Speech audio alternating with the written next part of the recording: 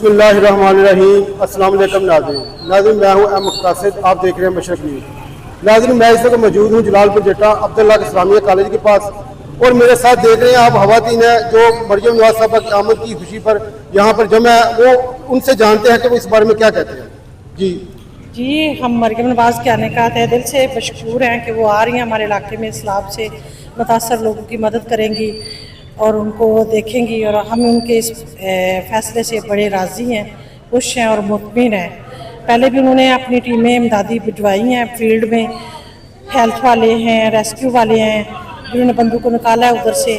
तो बहुत शुक्रिया मैडम मरियम नवाज का। जी, मोहतरमा की खुशी में वो सब इंतजार कर रहे हैं मोहतरमा की खुशी में, तो आइए जानते हैं आप जी।